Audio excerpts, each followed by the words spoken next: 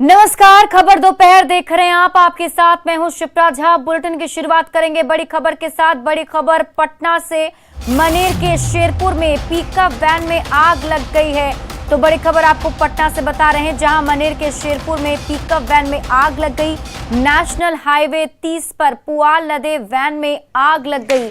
बिजली के तार के संपर्क में आने से आग लगी है। तस्वीरें हम आपको दिखा रहे हैं उस पिकअप वैन की। देखिए किस तरीके से भीषण आग यहां लगी है। पुआल से भरे हुए पिकअप वैन में आग लग गई और इस पिकअप वैन में जब आग लगा तो उस वक्त चालक और उपचालक ने सूझबूझ दिखाते हुए अपनी जान बचा ली।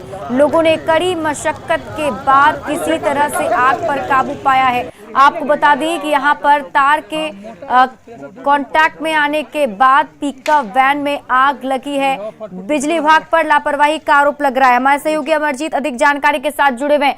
अमरजीत, क्या कुछ जानकारी इसमें और मिल पा रही है? इसमें जानकारी यही मिल पा रही है कि NH-30 पे ये जो है पिकअप वैन जा रही थी। उसी दौरान जो है जो रोड के बीचों बीच में जो है तार जाता है, उसी के संपर्क में आने से जो है जो शॉर्ट सर्किट हुआ, उसी से इस पुआल लदे जो है पिकअप वैन में आग लग गई। और देखते ही देखते धू धू कर जलने लगा। ड्राइवर और जो खलासी है वो अपनी जान बचा करके भागे। आसपास के लोग जो है आग पर काबू पाने की कोशिश किया, लेकिन आग जो है पुआल में गर्मी काफी है, इस वजह से तुरंत लग गई और काफी जो है आग भयावह थी। इस चलते आग पर काबू पाना मुश्किल था। इसी वजह से पूरा का पूरा पिकअप वैन जल गया। मनेर थाने को भी सूचना किया गया। वहां भी जो है दमकल की गाड़ी लगी हुई रहती है, वो भी पहुंची। तब तक आग पूरी तरह से लग चुका था और पिकअप वैन जो है पूरी तरह से जलकर खाक हो चुका था। नुकसान काफी हुआ है। जी, जान माल का नुकसान। बहुत बहुत शुक्रिया तमाम जानकारी के लिए अमरजीत।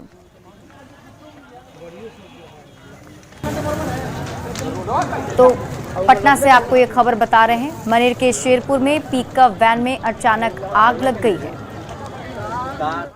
और इसी बीच बड़ी खबर पटना से आ रही है, जहां जनता दरबार में सीएम नीतीश कुमार एक बार फिर गुस्से में देखे गए। फरियादी की शिकायत पर भड़के सीएम नीतीश कुमार ने मुख्य सचिव को तलब किया। फरियादी की गुहार पर गंभीरता से विचार करने को कहा है। लोक शिकायत निवारण अधिकारी से बात करने को भी कहा है। सीएम ने समस्या के तुरंत समाधान का निर्देश दिया है। एक फरियादी की शिकायत पर सीएम नीतीश कुमार ने तुरंत ही मुख्य सचिव को हाजिर होने को कहा। जब मुख्य सचिव हाजिर हुए तो सीएम ने कहा कि इस मामले को गंभीरता से देखिए। दरअसल फरियादी ने सीएम से गुहार लगाई कि 2017 में आग लगने से उसका घर जलकर राख हो गया था। फिर प्रधानमंत्री आवास योजना में उसका नाम आया तो उसे ये कहकर काट दिया गया कि 2008 में उसे इंदिरा आवास मिला हुआ है। इसके बाद उसने लोक शिकायत निवारण कानून के तहत शिकायत भी की, लेकिन उसे जान से मारने की धमकी दी गई। फरियादी की शिकायत पर सीएम ने मुख्य सचिव को खुद से फरियादी की समस्या सुनने और उसका समाधान करने को कहा है। सर 9/4/2017 को मेरे घर में आग लग के घर जल के राख हो गया था। और उसके बाद प्रधानमंत्री आवास योजना का सूची में नाम आया तो इंदिरा आवास आया, घूस मांगा और सूची से नाम को काट दिया गया। और मुझ पर झूठा आरोप लगा दिया गया है कि जो इंदिरा आवास आपको पूर्व में मिला हुआ है, और मुझ पर धमकी भी दिया गया है कि जो केस कर देंगे, गोली मार देंगे। लोक शिकायत निवारण में भी दिए हैं? जी सर। तो लोक शिकायत निवारण में आवेदन दिए ना सर, तो एक डेट पे गए और दूसरा डेट पे धमकी दिया गया कि जो तुम नहीं जाओगे डेट पे, तो मैं सर नहीं गया। चीफ सेक्रेटरी को बुलाई, ये सब क्या बात हुई? काहे नहीं गए? लोक शिकायत निवारण कानून में दिया हुआ था सर। सहायक द्वारा धमकी दिया गया तो सर नहीं गए। सुनिए, तो लोक शिकायत निवारण कानून में गया क्या? इसको कौन धमकी दे दिया? पूरा नहीं गया, यहाँ आया है। इसकी पूरी कहानी सुनिए, जरा जानिए। इसको आवास योजना में, प्रधानमंत्री आवास योजना में स्वीकृत, लेकिन फिर इसको घर नहीं बना। लेकिन एक बात हमको ये जानना है कि जब लोक शिकायत निवारण क्या है तो फिर वहाँ उसका निराकरण हुआ नहीं। सर इसमें ये लिखा है ये 2008-9 में इसको ऑलरेडी मिल चुका है। नहीं, देखिएगा ना सर, इसको तो पहले देखिएगा ना कि लोक शिकायत निवारण कानून में गया सर।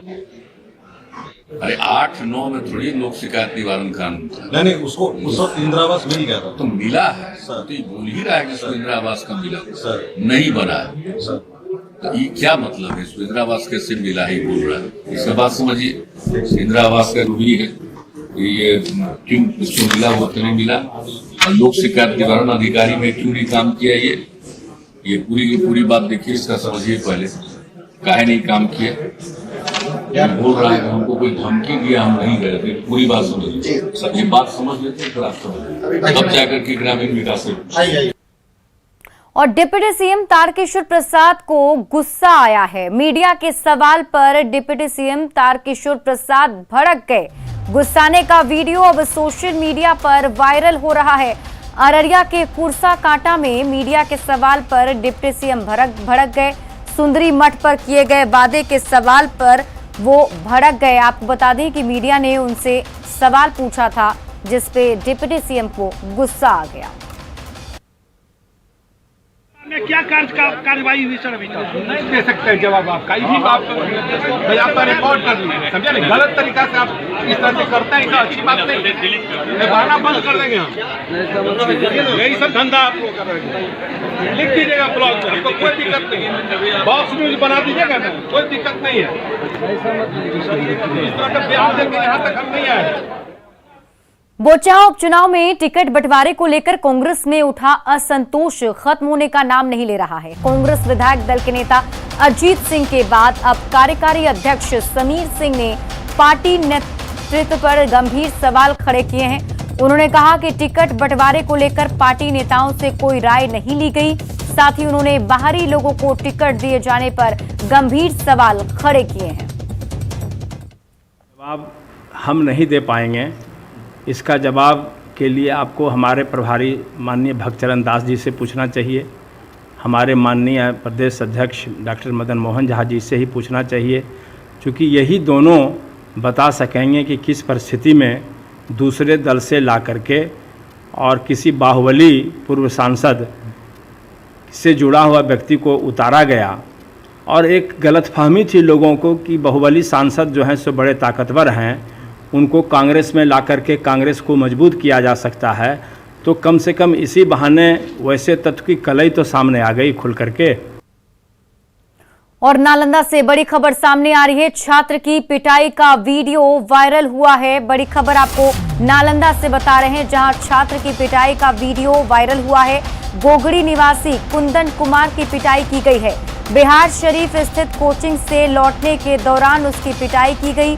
सीआईएसएफ जवान गुलशन कुमार पर आरोप लगे हैं कि मारपीट की घटना उन्होंने की है और ये मारपीट की घटना सीसीटीवी में भी कैद हो गई है। पीड़ित ने सीधे कोर्ट में न्याय की गुहार लगाई है। 9 मार्च को छात्र की पिटाई की गई थी और ये सीसीटीवी फुटेज आपके टीवी स्क्रीन पर।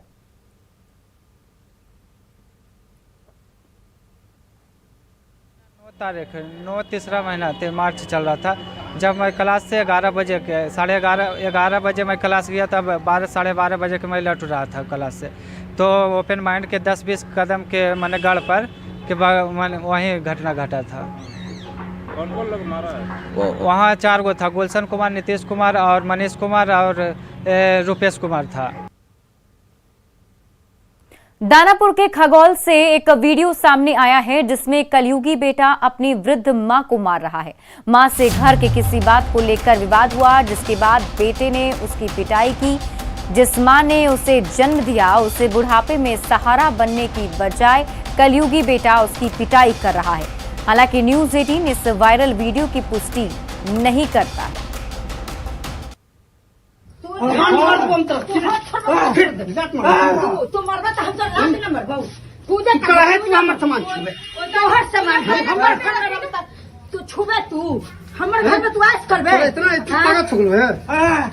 दादी करबे तू हाथ छोड़बे कि जान मार देबो। अरे गुलशन बोला तो ओकरा से बोला ये हमरा मारे है की करबे तू हाथ मार देबो। हम तो फिर जात मार तू मरबे तो हम तो रात न मरबो।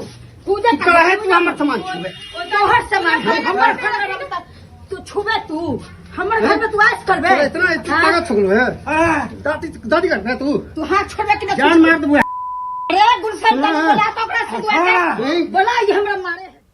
शिक्षित हो रहा है समाज और इस समाज की तस्वीर भी अच्छी लगती है, लेकिन कुछ शिक्षित युवा होते हैं जिन्हें अपने माँ बाप को साथ रखना अच्छा नहीं लगता। उन्हें अपने माँ बाप बोझ लगते हैं। ऐसे बच्चों के साथ क्या होना चाहिए जो अपने माँ बाप को घर से बाहर निकाल देते हैं?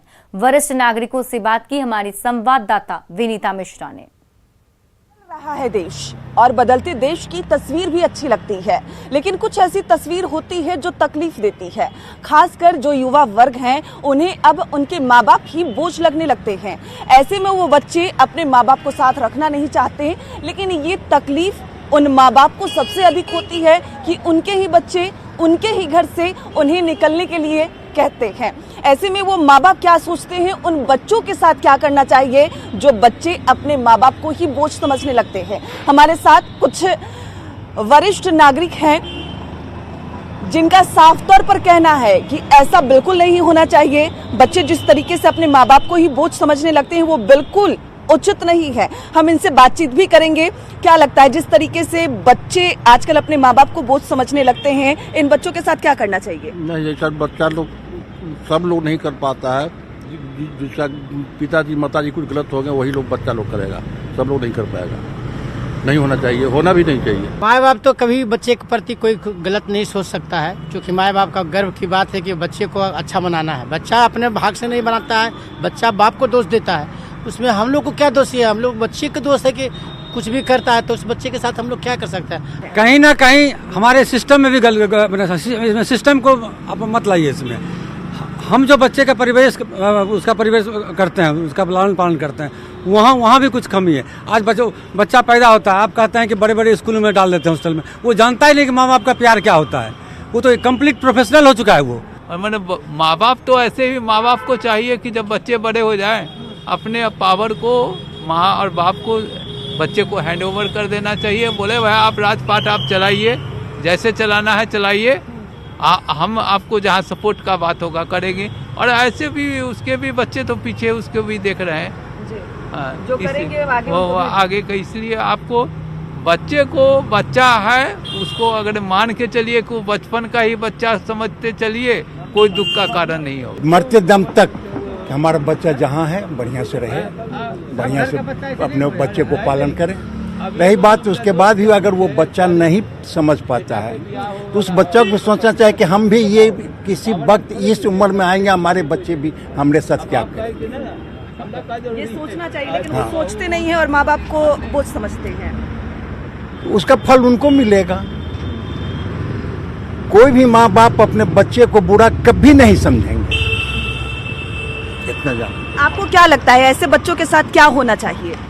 माँ बाप कभी बुरा नहीं सोचेंगे उसे बच्चे के लिए भी। संपत्ति से बेदखल कर देना। हाँ। और इसके अलावा मतलब अगर कभी और आसपास के समाज सोसाइटी भी अगर इस बात को जान रहा है तो उसको समाज से बहिष्कार करना चाहिए। माँ बाप का साफ तौर पर यह भी कहना है जो वरिष्ठ नागरिक हैं कि आज मेरे साथ तुम ऐसा कर रहे हो, कल तुम्हारे बच्चे तुम्हारे साथ ऐसा करेंगे। इसलिए ये चीज अपने दिमाग में बिठा कर काम करना चाहिए। भले ही तुम शिक्षित हो, लेकिन इस शिक्षित होने का ये मतलब नहीं कि तुम अपने माँ बाप को ही बोझ समझो। विनीता मिश्रा, न्यूज़ 18 पटना। गोपालगंज में प्रेम प्रसंग में एक छात्र की घर से बुलाकर हत्या कर दी गई। घटना भोरे थाना क्षेत्र के लामी चौर गांव की है, जहां प्रेम प्रसंग में स्नातक के छात्र की घर से बुलाकर पीट कर हत्या कर दी गई। वारदात के बाद छात्र के शव को पेड़ से लटका दिया गया। मृतक की पहचान विकेश कुमार के रूप में की गई है, जो लामी चौर गाँव के निवासी बब्बन भगत का पुत्र था। परिजनों का आरोप है कि विकेश कुमार गांव के ही लड़की से प्रेम करता था। लड़की के पिता और उसके परिजनों को इस बात की जानकारी जब मिली तो छात्र को कल घर से बुलाकर ले गए और हत्या करने के बाद रात में शव को पेड़ से लटका दिया। फिलहाल पुलिस ने शव को बरामद कर पोस्टमार्टम के लिए सदर अस्पताल भेज दिया है। वहीं इस मामले में मृतक के पिता के बयान पर कमलेश सिंह को हिरासत में लेकर पूछताछ की जा रही है। बहुत दिन से इंतजार में थे, 2 तारीख से इंतजार में थे कि वो लड़का मिल जाए तो हम मंगवा दें। वो किडनैप कराकर पैसा के लिए हम लोग को 4 लाख रुपया मांगा गया, लेकिन हम लोग गरीब आदमी नहीं दे पाए। वही कमलेश मैटर है, लड़का को घर तक करा दिए। कितने दिन से लापता था आपका बेटा? और 2 तारीख से। बोकारो के चास में जमीन विवाद को लेकर दो पक्षों में जमकर मारपीट हुई। इस दौरान एक पक्ष की ओर से गोलीबारी की गई, वहीं दूसरे पक्ष ने खतियानी जमीन पर जबरन कब्जा करने का भी आरोप लगाया। पूरे मामले में थाना प्रभारी पर भी पक्षपात का आरोप लग रहा है। जमीन कब्जा के दौरान 4 राउंड फायरिंग की गई, साथ ही दोनों तरफ से पथराव की भी खबर है।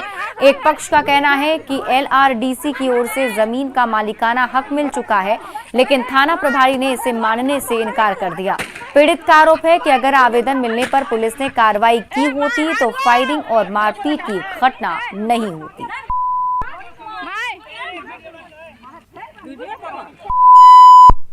चीरा चाक पे गए तो वहाँ पर बाउंड्री होने लगा था, तो हम लोग गए कि आप लोग काम मत कीजिए, तो बोला हम लोग काम करेंगे। तो हम लोग काम, तब तक हमको एक हाथ मार दिया। एक हाथ मारने के बाद हम लोग तब तक मेरे चाची को मार दिया, मेरी अम्मी को मारा, उसके बाद भाभी लोग को मारा।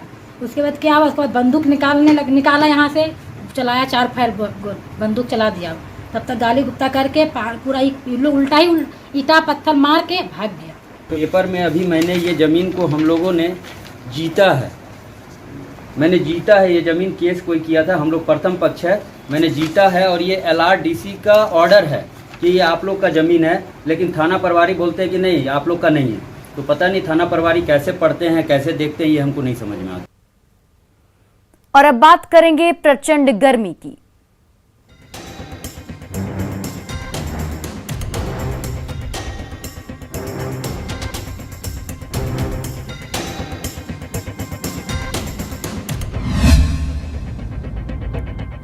बिहार में अब तक की सबसे भीषण गर्मी पड़ रही है। रविवार को तो राज्य के मौसम इतिहास का सबसे अधिक तापमान 46.7 डिग्री सेल्सियस बक्सर में दर्ज किया गया। पटना से मौसम का हाल बता रहे हैं संवाददाता संजय कुमार। पूरे बिहार में भीषण गर्मी पड़ रही है और तापमान का आलम यह है कि सुबह से ही आसमान से आग निकलनी शुरू हो जाती है। थोड़ा सूरज को देखिए किस कदर सूरज की गर्मी जो है वह तल्ख रवैया अख्तियार की हुई है। और सबसे बड़ी बात है कि बिहार में रविवार की अगर बात कर लें तो प्रदेश के मौसमी इतिहास का सबसे अधिक तापमान 46.7 डिग्री सेल्सियस बक्सर में दर्ज किया गया है। इससे पहले रिकॉर्ड 1999 में था, जब अधिक तापमान 30 अप्रैल 1999 को 46.1 डिग्री सेल्सियस दर्ज किया गया था। दरअसल तेज गर्म हवाओं ने दक्षिण बिहार की सीमा को पार कर उत्तर बिहार को भी प्रभावित किया है। 12 शहरों में रविवार को अधिकतम तापमान 42 से 46.7 डिग्री सेल्सियस के बीच रहा। 19 अप्रैल तक ऐसी ही स्थिति बने रहने की संभावना जताई गई है पटना के इस मौसम विज्ञान केंद्र के वैज्ञानिकों द्वारा। रिपोर्ट जो मिली है मौसम विज्ञान पटना के इन वैज्ञानिकों द्वारा, उसके अनुसार प्रदेश के अधिकतर जिलों में रात में सबसे अधिक गर्मी महसूस की गई। अधिकतर जिलों में न्यूनतम जो टेम्परेचर वो 25 से 28 डिग्री सेल्सियस के बीच दर्ज किया गया है और प्रदेश में अधिकतम तापमान सामान्य से 3 से 8 डिग्री सेल्सियस तक रहा है। जो डॉक्टर हैं या जो मौसम वैज्ञानिक हैं वो लोगों को सलाह दे रहे हैं कि दोपहर 12 बजे से 3 बजे तक अगर बहुत जरूरी नहीं हो तो वो अपने घरों से बाहर न निकले, 3 बजे के बाद ही निकलें। और निश्चित तौर पर यही कारण है कि आज स्कूलों की कक्षाएं भी 11:45 पर ही खत्म कर दिए जाने का आदेश पटना में जिला प्रशासन की तरफ से दिया गया है। और जिला प्रशासन ने यह हिदायत दी है कि जो स्कूल प्रबंधन इस बात को नहीं मानेगा उसके खिलाफ अनुशासनात्मक कार्रवाई भी की जाएगी। तो बिल्कुल गर्मी ऐसी है कि आपको होशियार रहना पड़ेगा। कैमरा पर्सन अजय दुबे के साथ संजय कुमार, न्यूज़ 18 पटना। और आइए अब जानते हैं बिहार के प्रमुख शहरों का तापमान। सबसे पहले शुरुआत करेंगे राजधानी पटना से। तो पटना में अधिकतम तापमान 42 डिग्री सेल्सियस है तो न्यूनतम तापमान 26 डिग्री सेल्सियस। वहीं आगे बढ़ते हुए बात गया की। गया में अधिकतम तापमान 43 डिग्री सेल्सियस और न्यूनतम तापमान 24 डिग्री सेल्सियस। और इसके अलावा मुजफ्फरपुर की बात की जाए तो मुजफ्फरपुर में अधिकतम तापमान 41 डिग्री सेल्सियस है, मिनिमम तापमान यहां पर 24 डिग्री सेल्सियस। भागलपुर में अधिकतम तापमान 40 डिग्री सेल्सियस और यहां पर न्यूनतम तापमान 24 डिग्री सेल्सियस। वहीं छपरा में 42 डिग्री सेल्सियस अधिकतम तापमान जाने की संभावना है और इसके अलावा 25 डिग्री सेल्सियस न्यूनतम तापमान। बात करते हैं देवघर की, जहां अप्रैल में ही गर्मी अपने चरम पर है और इसका सीधा असर बाबा धाम में पहुंचे श्रद्धालुओं पर पड़ रहा है। यहां दर्शन के साथ ही जनेऊ और मुंडन सहित दूसरे कामों के लिए पहुंचे श्रद्धालु दोहरी परेशानी झेल रहे हैं। एक तरफ जहां आसमान से सूरज आग उगल रहा है, वहीं पत्थर से बना मंदिर परिसर का फर्श गर्मी में तप रहा है। ऐसे में इस फर्श पर चलना भी मुश्किल साबित हो रहा है। हालांकि देवघर मंदिर प्रबंधन की ओर से परिसर में मैट बिछाए गए हैं, जिस पर समय समय पर पानी का भी छिड़काव किया जाता है, लेकिन ये व्यवस्था पूरे मंदिर परिसर में नहीं है, जिससे लोग परेशान हैं। यहाँ आए आस्था से, हमारे बच्चा का मुंडन कराना था, बाबा के यहाँ संकल्प किया हुआ था, उसका मुंडन का ये जो उतारने के लिए आए थे।